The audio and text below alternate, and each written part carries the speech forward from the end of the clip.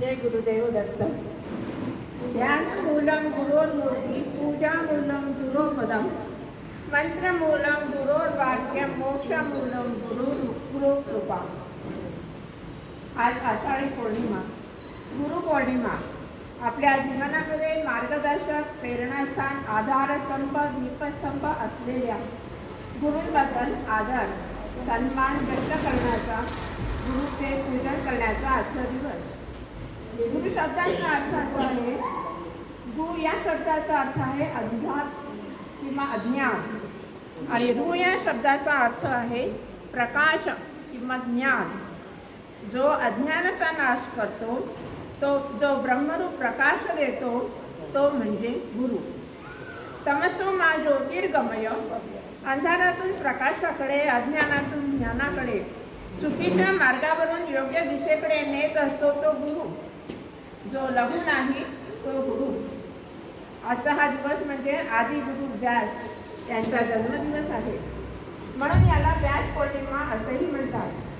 आदियोगी शिवाने सप्तर्षींना दिलेले योगाचे ज्ञान आणि गौतम बुद्धाचे सारनाथ येथे आपल्या शिष्यांना दिलेले पहिले प्रवचन हे याच दिवशी झाले.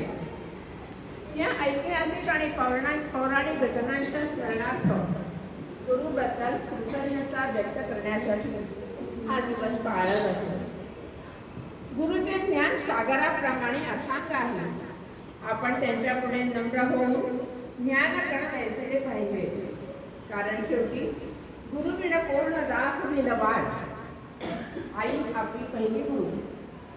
निसर्गाकडून खूप चांगल्या गोष्टी शिकायला मिळतात. झाडे, वेली, पाने, फुले, पशु, पक्षी, समुद्र, नदी, त्याचबरोबर पुस्तकं आणि आपले जवळचे नातलग, मित्रमैत्रिणी हे सुद्धा आपले गुरुस्थानी आहेत. गुरु आहे सावरी, गुरु आहे आधार, गुरु आहे निसर्गाचा नसे त्याला आकार, गुरु आहे अंबराचं, गुरु आहे सागराचं, शिकाले ध्यान लावणे, गुरु आहे चराचराचं. ज्ञानाचा अखंड वाहणारा झरा म्हणजे गुरु. निष्ठा आणि कर्तव्य म्हणजे गुरु. श्रद्धा, भक्ती आणि शक्ती म्हणजे गुरु. विश्वास आणि वात्सल्य म्हणजे गुरु. आदर्श आणि प्रमाणतेचे मूर्तिमंत प्रतीक म्हणजे गुरु. ज्ञानाचा प्रकाश देते, यशाची वाट दाखवते. वर्णू मी किती गुरुची महती, नतमस्तक होऊ या गुरूंच्या चरणी. गुरुपौर्णिमेच्या या पवित्र दिनी आपण सर्वांना शुभेच्छा देऊया. आजच्या दिवशी आपण आपले गुरु किंवा मार्गदर्शक सिंधुताई, अर्चनाताई, सुशीला दिदी नाही आलेल्या, पण सुशीला दिदी, राज दिदी, त्या पण आपल्याला चांगल्या प्रकारचं योगाचं ज्ञान देतात. त्यांना गुरुपौर्णिमेच्या सर्वांना शुभेच्छा देऊया आणि कृतज्ञता व्यक्त करूया. धन्यवाद.